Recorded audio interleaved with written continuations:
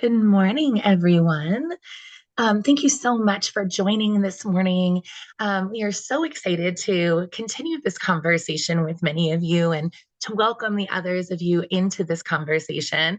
I'm so happy to be joined by two amazing leaders in this thought work. For those of you that don't know me, my name is Christy Jackson. I'm a senior learning strategist here at Bloomboard. But more importantly, I am a lifetime educator that spent a few decades in the K-3 space as a classroom teacher, a building leader, and a district level leader.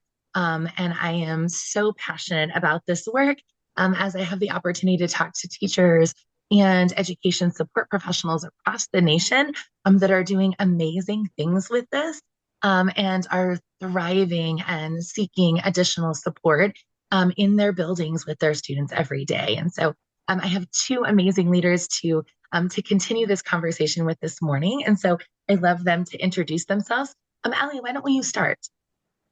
Sure. Good morning. My name is Dr. Allie Shull. I am the program coordinator and assistant professor here at Doane University. So I have had the pleasure to kind of get these classes ready with Bloomboard, and then I will get to teach them also. I was a special education educator for about a decade. And my passion now really lies in preparing teachers for the ever-changing layout of teaching in classrooms today and changing students' demographics. And so preparing the modern teacher, I guess, is what I'm interested in. And AI is a huge part of that. So I'm very excited to get this program started. Allie, thank you so much. It's been so amazing to go through this process with you. So, Michelle, welcome. Thank you so much for being here.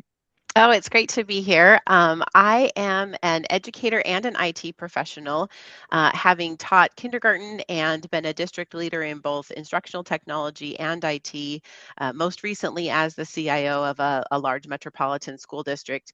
And currently, I have the pleasure of working for an organization that is focused on the future of school in K-12.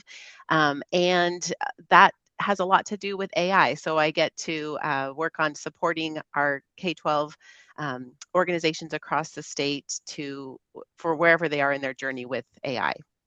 Excellent. Thank you both so much for being here. I'm going to go ahead and close that intro slide because I want to just be able to see you all and embark on our conversation. So you both have so much to lend to this conversation, and thank you all for the participants who sent in some questions to lead this work. I think a really good place to start is Michelle. Why don't we start with you? I know that there's a lot of conversations amongst our district leaders about being ready to implement this in our buildings because we know that they're already there, right? Our students are already using AI, our teachers are already using it. We're using it every day, even if we don't think that we are using it. So we know that people are trying to do this. But from your perspective, where are most districts in this journey of implementing AI? What are we doing well? What are some of those biggest gaps that you're hearing from folks? There still really is a wide spectrum around what districts are doing, but even in districts that are moving forward wherever they are, what we're seeing is actually an increase in the digital design divide.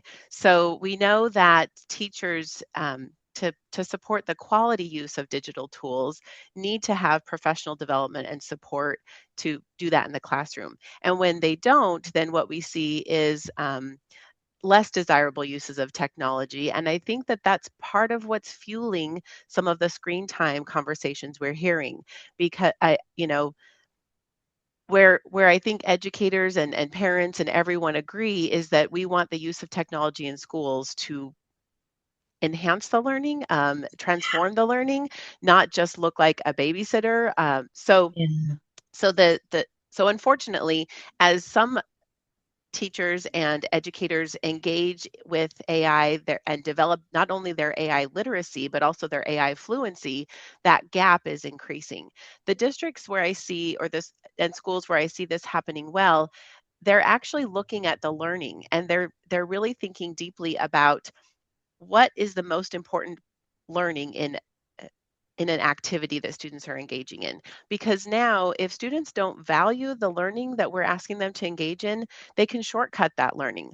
And students themselves have told us that they're concerned about creativity and critical thinking. They don't want to lose those skills because of some of the convenience of these tools.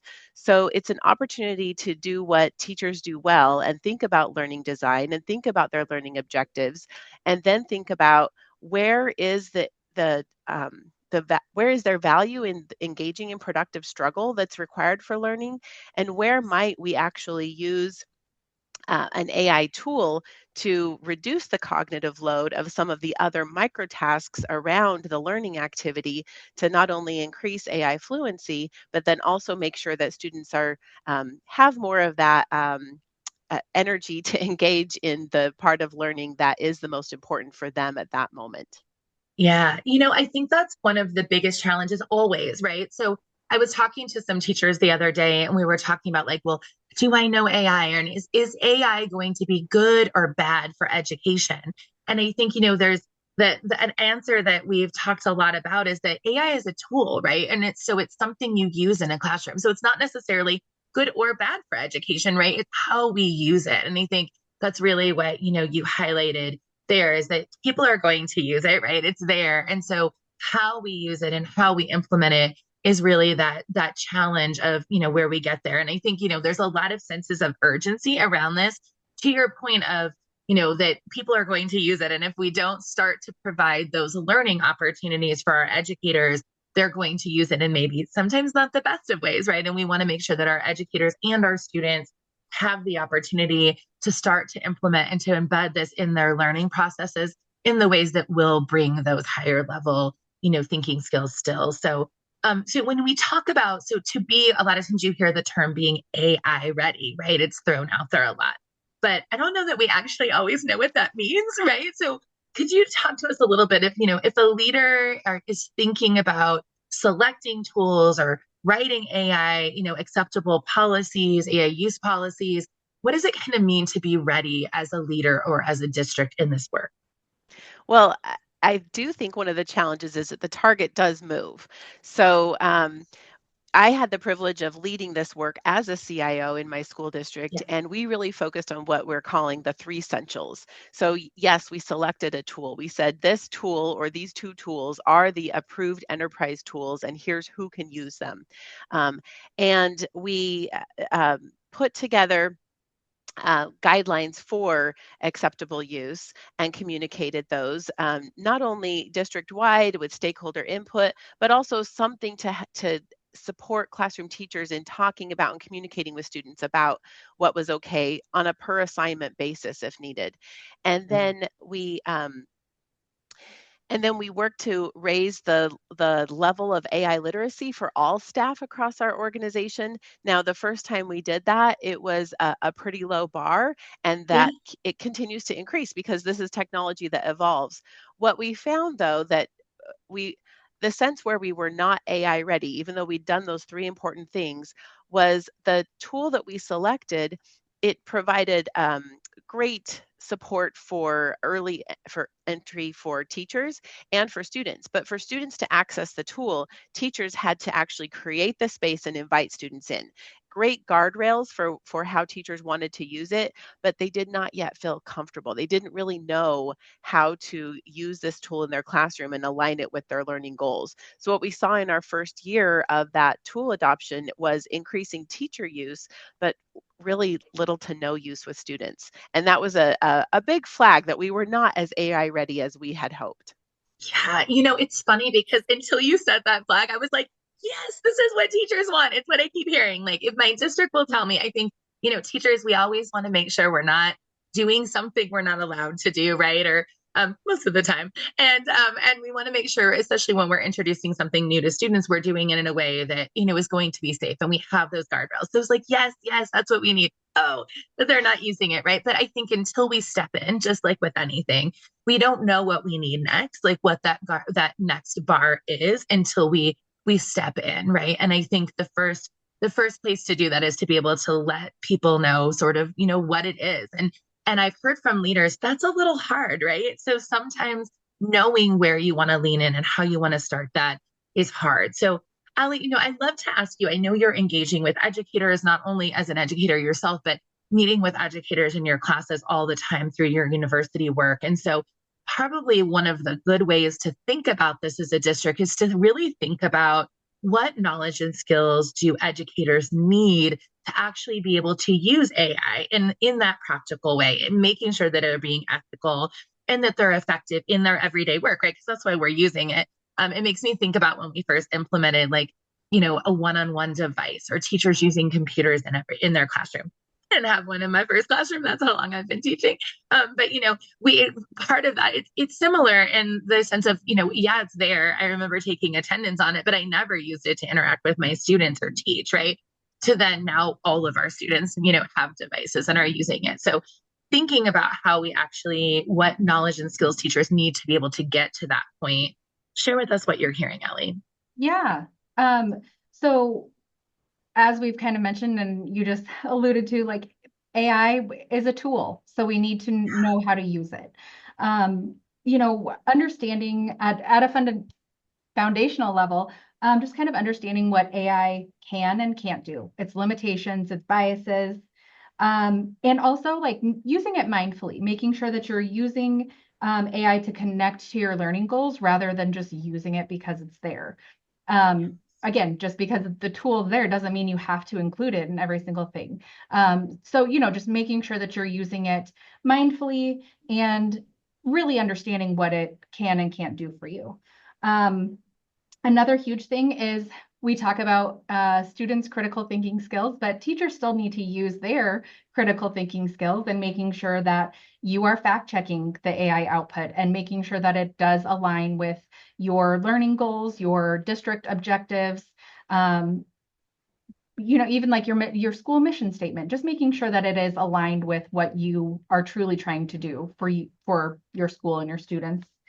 And then we've mentioned ethics, and that's part of it as well. So understanding the privacy, copyrights, academic integrity, FERPA laws, like all of that when you are using AI to plan for your students. And I think another one is just, again, using it mindfully, like how can I use this to save time? What can I do to, invent something that I haven't thought of yet, rather than just using it so it can solve your real world problems of like planning, differentiation for, different students at different academic levels, building assessments, building review games, just those things that can kind of save you some time, but also still make a meaningful experience for your students. Yeah. Ali, I think you said something so powerful there. The idea of using a tool in our classroom, knowing when you're doing something in your classroom, that we have a purpose behind it, right? So it's fun to use something that's new. I remember the first time I got the smartboard and I was like, oh, this is exciting. Like, I don't know. I just want to use it because it's on my wall, right? But being able to know, okay, how am I actually purposely using it? Just because it's in my room doesn't mean I need to use it every time. And just because my students are interested doesn't mean it always supports what our learning objectives are. But I think just taking a step back and thinking, how can this be really purposely used? And you mentioned a couple of things. There's a pot of work here around AI that can support teacher planning and preparing to teach, right? And then the other part really leans into the actual teaching and the student learning, right? And how they're going to support students' use of AI, and to be able to facilitate deeper learning and understanding. So, how do we prepare to teach and how do we actually have students use it in their learning? So I know within Doane's AI for Educators certification program, both of those are emphasized. And so maybe before we go too much further, do you want to just talk to us a little bit about how is this structured and how is this kind of laid out and what about this makes it in a way that teachers can actually use it and understand those skills that they need so much? Yes. Yeah. So this is a 3-course certificate, and each course has great specific learning goals that Bloomboard developed, and we all kind of collaborated on that. I feel that this will really give educators a good basis. But kind of first starting out, we learn what is AI, what is a large language model, an LLM, then moving into how to use it as that tool, like we've talked about, using it ethically, mindfully, and then also they're woven into these courses is how to teach your students to use it ethically, mindfully, not lose those critical thinking skills that are so important.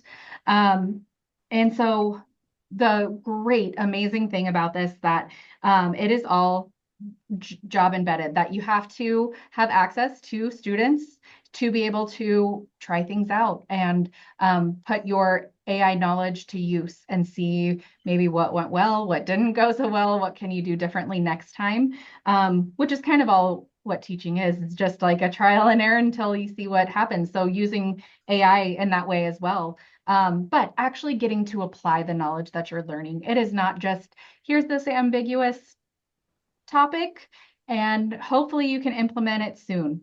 The artifacts are all based on do this with your students, do this activity in real life, in your real situation, and then let's talk about it. So, it is just very hands-on. You actually get to try it out in a supported environment still, without trying to flounder and do it on your own and try and figure this out, that there's that support, and it is, focused to your situation. Yeah. Ellie, I put together a couple of sites. I was talking with some teachers about this the other day, and we were, I know for me as an educator, if I'm going to engage in something, I want to make sure I'm not just like writing a paper about it or something. I want to actually be able to implement it in my classroom, receive feedback, talk to my colleagues about it. And so as I was talking through, for my own benefit, I wanted to go through and take a look at all of the different artifacts and the main learnings that teachers and educators will be going through when they're working through these courses. And so I pulled together a couple of notes on them. So for me, I really want to know, what am I creating based on my learning, and how am I going to be able to apply that in my classroom? Because if I have to write a paper, I'm going to do it for the grade, I'm going to put it on the shelf, and then I'm never going to come back to it. But I want to know that what I'm creating is something I can use each day. And so that was really the underpinning, I think, of all of our development with this, right? So you mentioned to the beginning, we're really going to lay that foundational understanding of what is artificial intelligence, what is the difference between generative AI and other pieces of what we use as tools.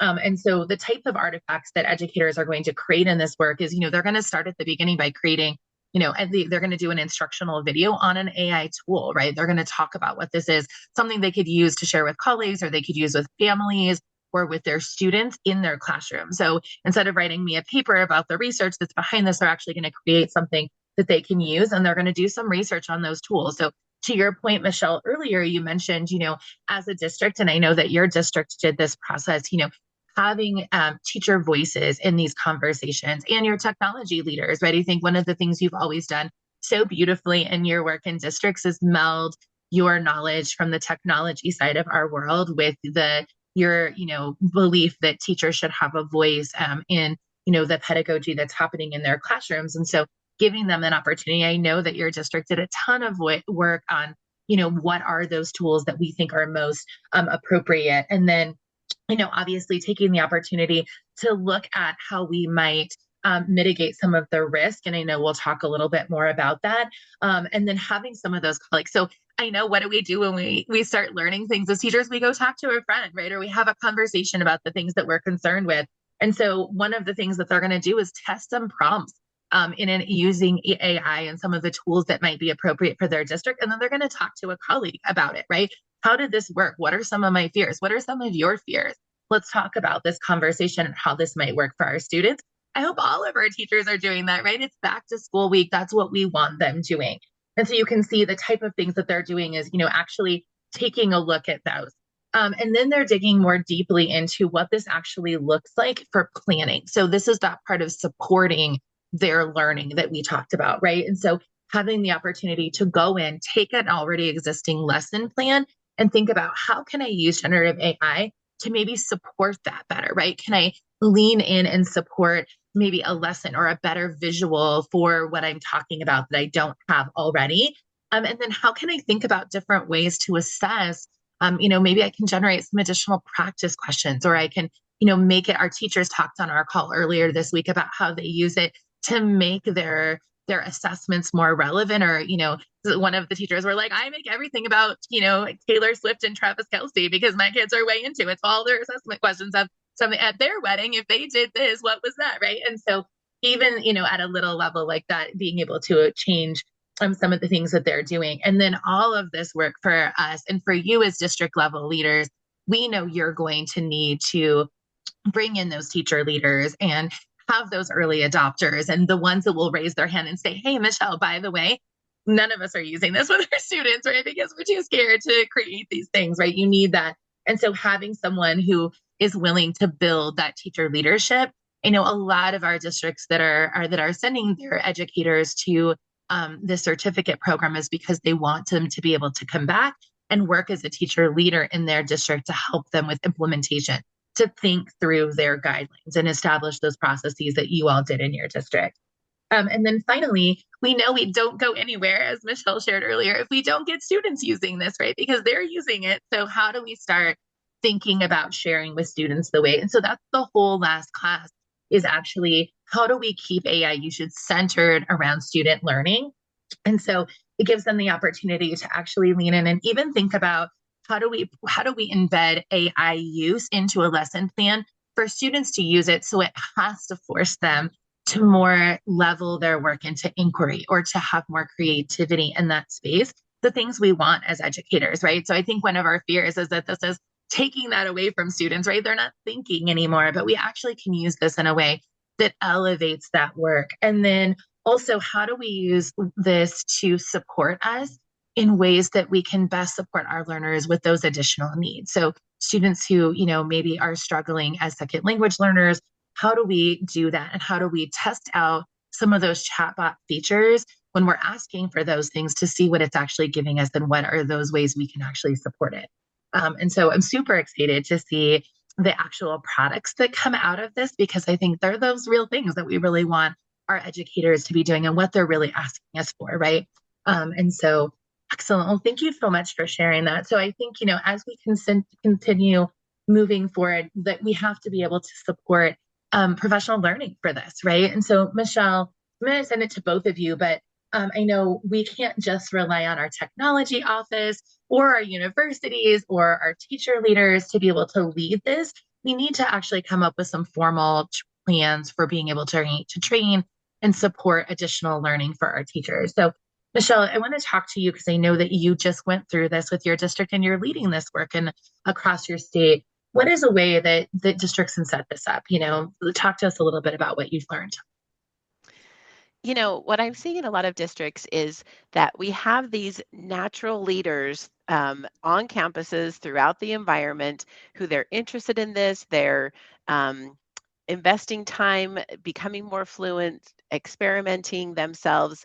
And so I've seen a lot of processes where you're formally kind of acknowledging, identifying, recognizing those leaders.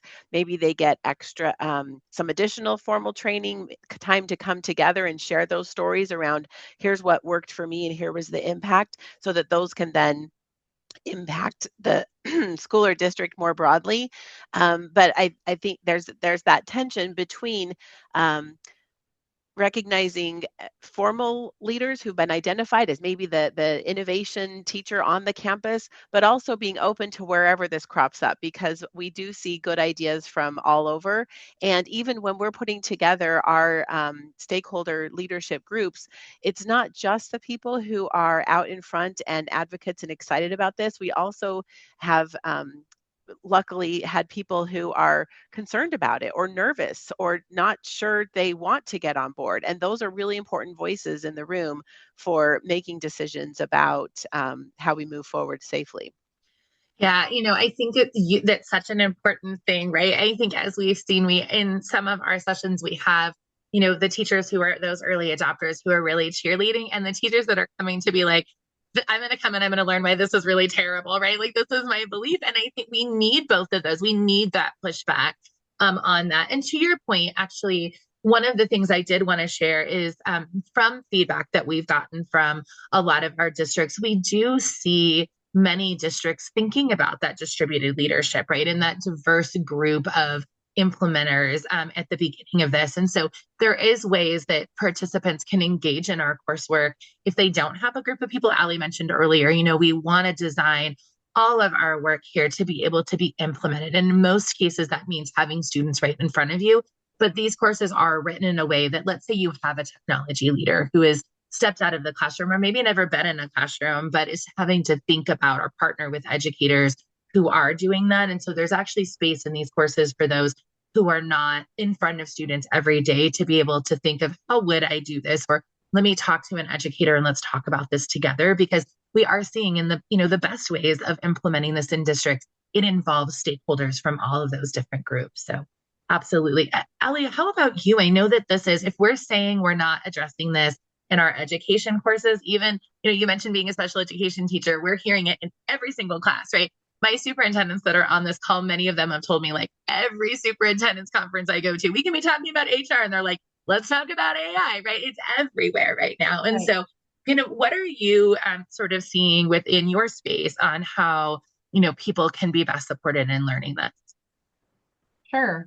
So I think shared knowledge is just huge. I am a firm believer that one of the best resources a teacher or educator has are their co-teachers, their colleagues, their people who are in the trenches with them and know what it's actually like to work with, students or that subject matter, whatever that case may be. But, so just people who are able to try things out and then have those meaningful conversations, like you said, maybe with people who are super pro AI and those who are not so on board with it yet.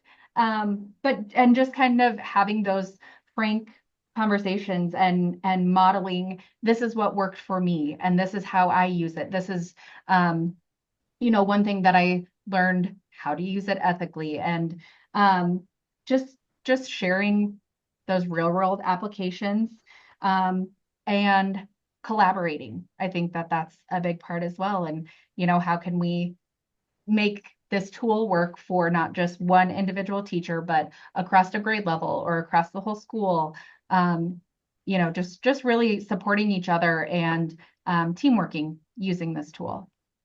Yeah, I think we've learned so many lessons in implementing pieces like this. I think about, things like digital literacy and other technology skills that we've learned, whether you're implementing a one-on-one environment or a different strategy, those types of things like digital literacy, we start building those really early. And one of the things I've heard, as a K-3 teacher myself, Michelle, I know you taught kindergarten as well.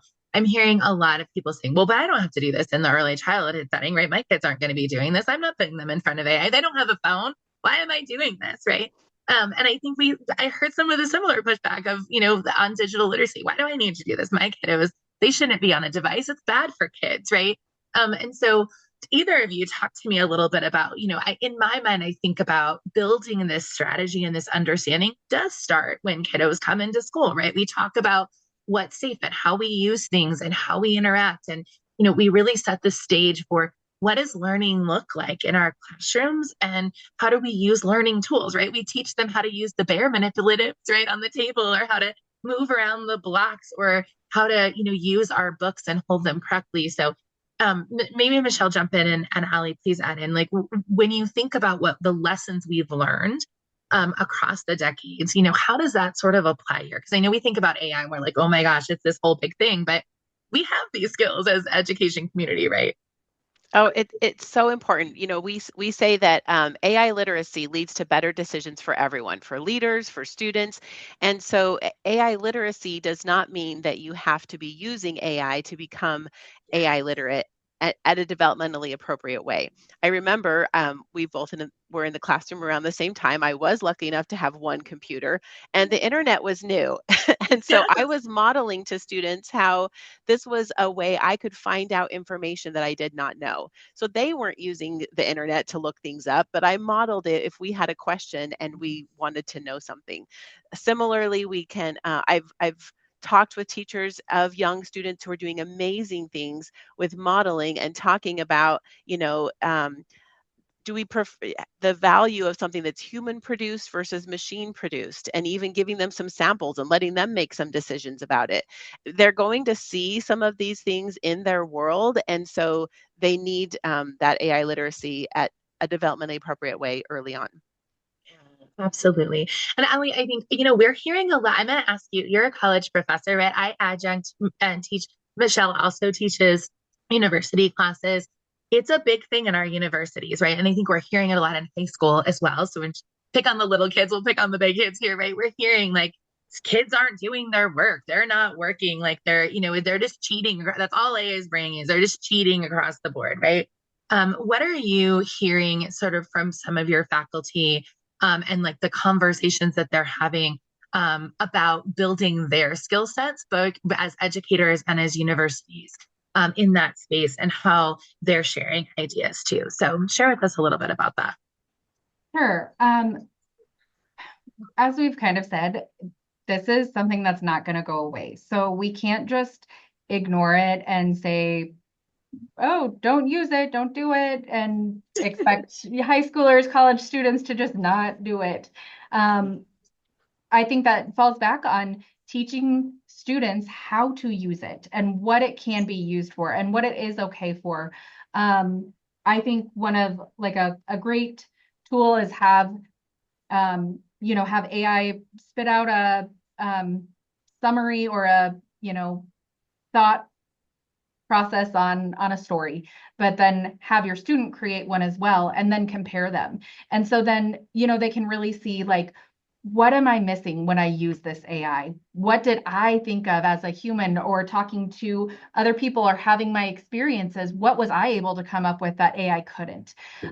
So it's not just ignore it. It's using it, talking to them about using it appropriately and how to say like, this is okay to use it this way and this is not okay.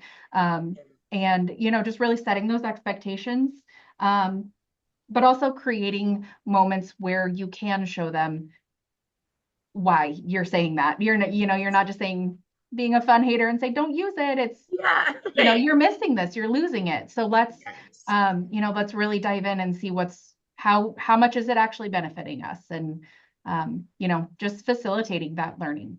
Yeah. I think of a lot of times, just like with any behavior that we don't want students to do, they're doing it for a purpose, right?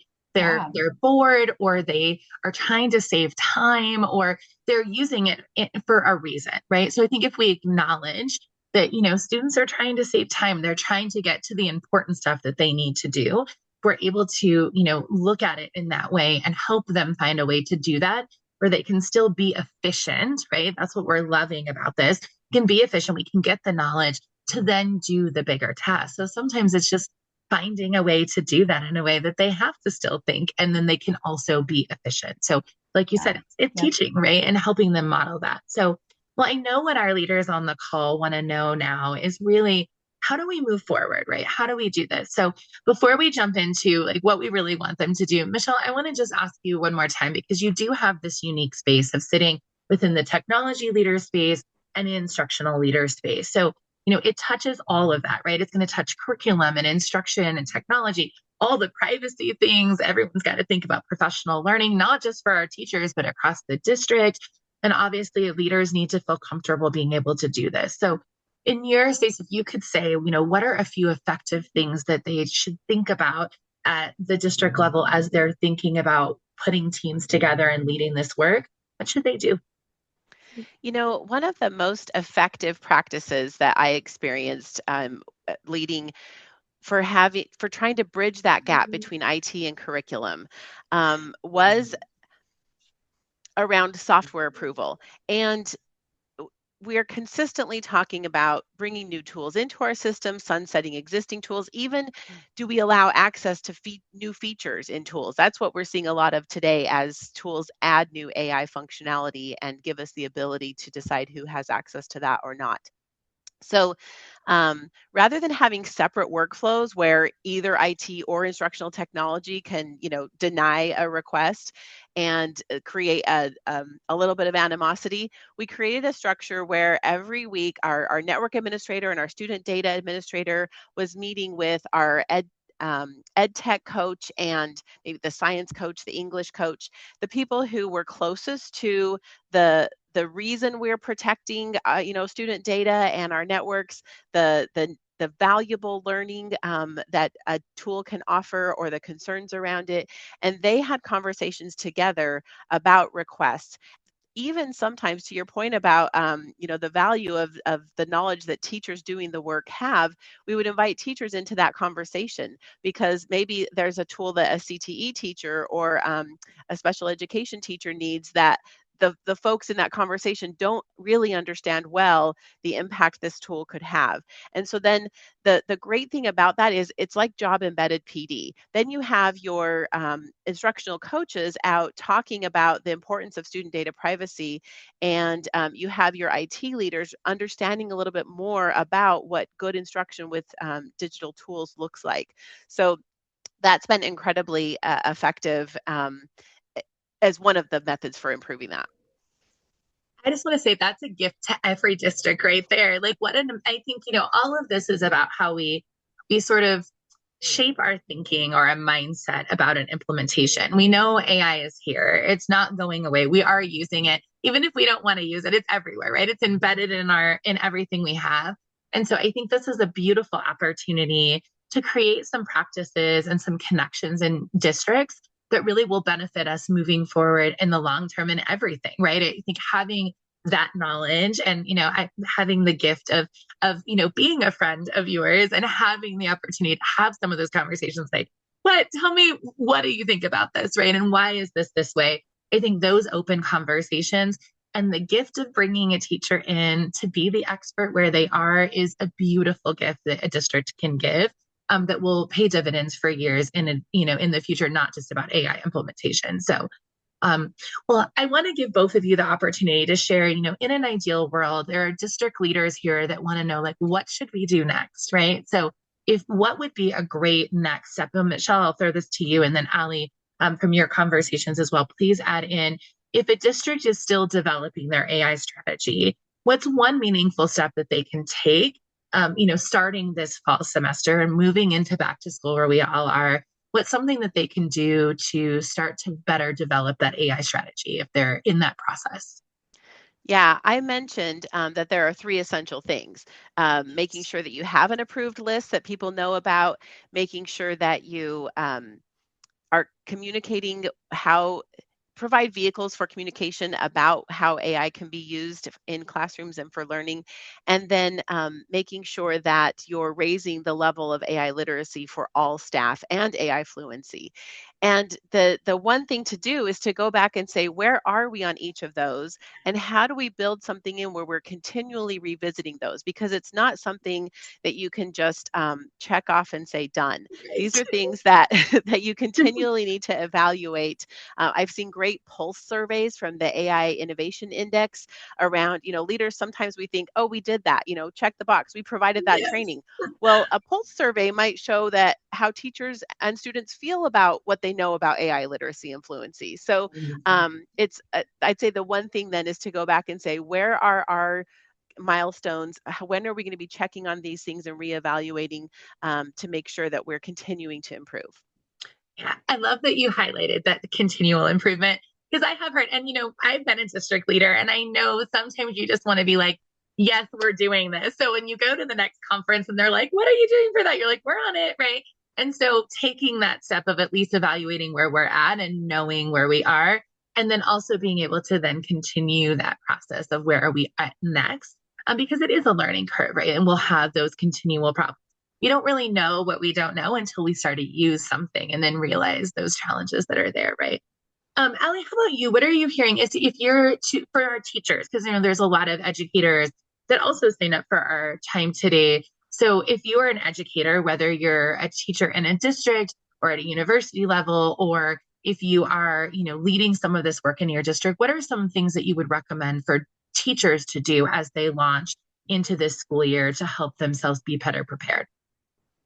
I would just think explore that and don't be afraid of it. Like it doesn't have to be quite so scary, right? We're always a little wary or unsure of the unknown. So don't let it be unknown. Kind of just start figuring out what are generative AI tools, what are large language models, and just kind of start getting a lay of the land so that you know what you are up against and what you could maybe start looking at.